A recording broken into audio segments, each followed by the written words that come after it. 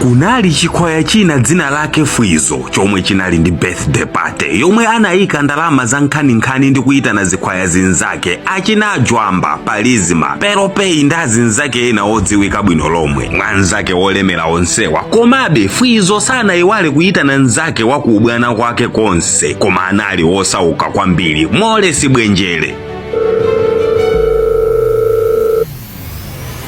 Tsiku la pate linafika ndipo onse anachena zovala zapamwamba, anyamata ometa mbali akununkhira kupatula Molesi Bwenjere. Tizovala tokwinyika akununkha ndime pamene paja nanga akanatani nzake amuyitana koma iye alibe zovala. Inali pate yapamwamba ya anthu ofunikira mpaka achina Bashiri anali konko. Koma pate ili mkati, Fwizo anapanga notisi zoti ringi yake yodulisisa kuchala kwake kulibe, ndipo anauza anzake onse achina Palizima ndi ena, ndipo onse anayamba kuthandiza Fwizo kusaka ringi pena paliponse, pansi pa matebulo, kunsi kwa mipando, koma simapezeka.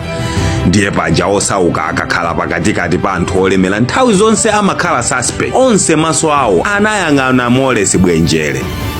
Bwenjere nkuyamba kufira gyute ngakhale anali oti sanatenge. Mmodzi mwa zikwaya zinzake za Fwizo, Jwamba, anati tisavutike ndi kuyang'anayang'ana ringi choncho, nzachiziwikire pali munthu yemwe watenga, singangosowa apa aliyense asechedwe basi. Mutha kuyamba ina amene anayamba kusechana onse, kuyambira Jwamba, Palizima, Stay Blue, achina Manajingo ndi ena onse muholomo, even azimayi achina Amita, Miluko ndi ena onse anasechedwa, ndipo kumapeto kosecha kunatsala munthu mmodzi, Molesi Bwenjere. Onse manso ndi attention yonse inali pa Bwenjere, ndipo Abwenjere anakana kusechedwa. Ndipo munthu wina dzina lake Jeze amvekere bwanji akukana kusechedwa ameneyu, ndiye kuti watengadi, heyo tiyeni tingomugwira timuseche. Koma ganizo ili Fwizo anakaniza kamba kuti Bwenjere anali nzake wakubwana kwambiri, koma mmalo mwake Bwenjere ananyozeka ndi anthu kuphatikiza nzakeyo. Anati ukakhala osauka sindiye kuti uzingotenga zinthu za anthu mopanda chilungamo, ringi imeneyo utenge iweyo ndipo ulemere nayo. Pate inatha pompo, ndipo Bwenjere anabwerera ku nyumba atadzolika pansi atanyoweratu. Usiku umene Fwizo anali kwawo akuvula jakete, ringi yaononga pate yake ija inagwa kuchokera mu thumba la mkati la jakete yake.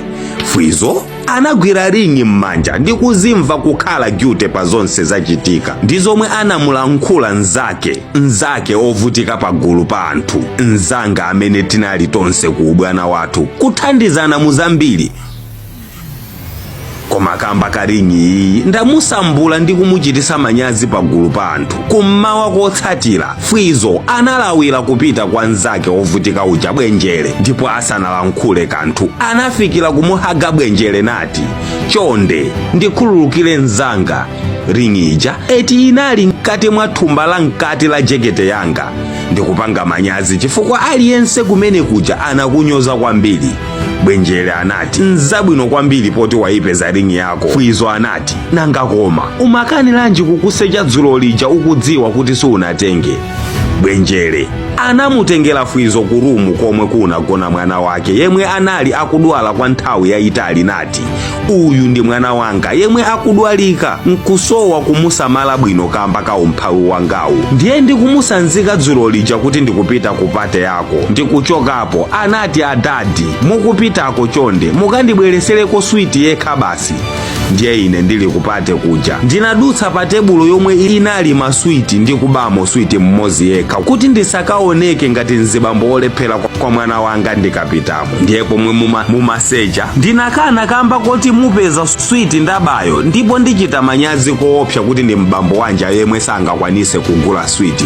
Nzoona ndine mphawi koma sine wakuba, ndimangofuna mwana wanga asangalale. Fwizo misozi inalemberera m'maso mwake namuhagaso nzakeyo nati nzanga Bwenjere, tiye timutengere mwana wako ku chipatala zikuluzikulu, ndikalipira ineyo bilu ina iliyonse mu zonse. ndipo kumapeto kwake mwanayo akachira. Tizamenye kolabo imodzi ya zonse zachitikazi poti anthu awawa anali oyimba kwawoko. Nkhani yonseyi ikutiphunzitsa mbali ya moyo wa munthu ovutika akakhala pakatikati pa anthu olemera sawerengedwa ngati ndi munthu ofunikiranso ayi. Munthu ovutika nthawi zonse akazikwichiza pakati pa anthu ochita bwino amakhala suspect mu zonse. Pasasowetu chinthu maso amakhala ali pa iwe, pasanunkhe mpweya oyipa masobe onse mpa iwe.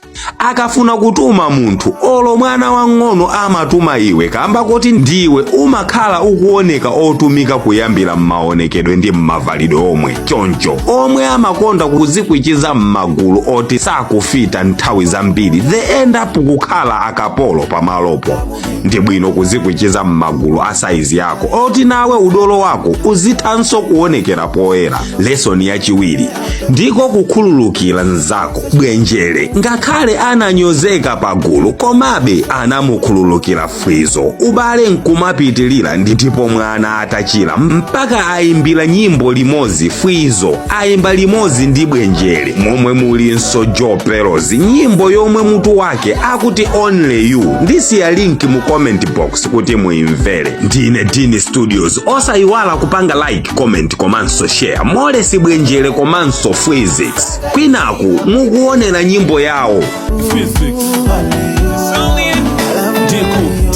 Tikite kenako ulikitike ndiku takate komo satsa nyambitike ndiku fikile komwe siku ngafikike ndiku tikile komwe siku ngatsikike sindi mafuna uzavutike madalitso a Mulungu akuzike zabwino zonse zichitike poditsole yunde ufilike chili chonse chomwe iwe ufuna nza kuchitira